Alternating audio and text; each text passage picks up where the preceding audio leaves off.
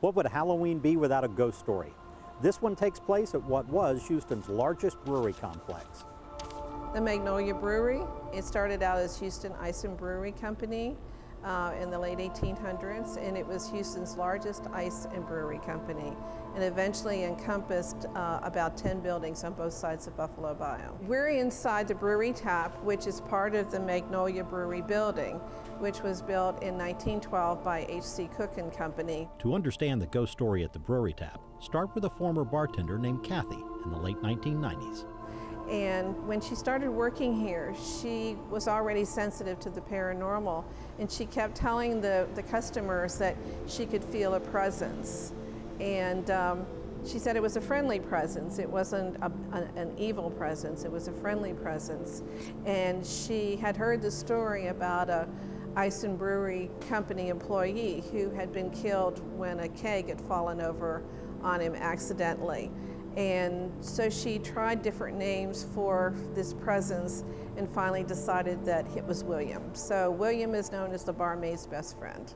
William seemed to enjoy a good practical joke. She said he was very mischievous, that guys would go into the men's room and the water would start to turn on when they hadn't turned it off, that the toilet would flush, and these guys would go in and say, "Oh, I'm not afraid of ghosts or anything," and they'd be coming rushing out 5 seconds later.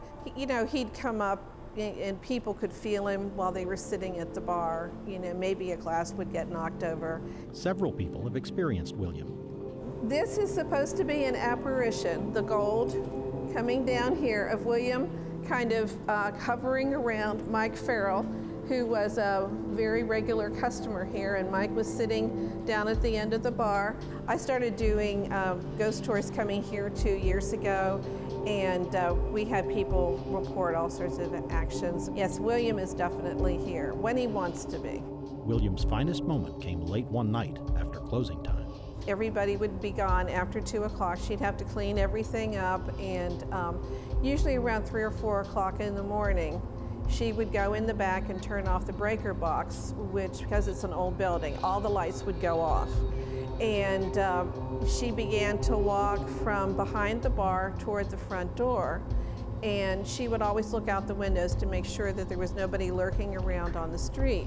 And she didn't see anybody, and she was walking down past the raised area over there with the old tables and chairs, and as she was walking toward the door, all of a sudden one of the chairs began to move toward her and then suddenly fell in front of her, and she jumped to get out of the way of the chair, and as she did and moved over closer to the bar, she looked up and she could see a man standing outside the window with a knife behind his back ready to hurt her. So she called 911, the police came down and took him away. So that's when she started to call him her best friend, because she considered that he saved her life.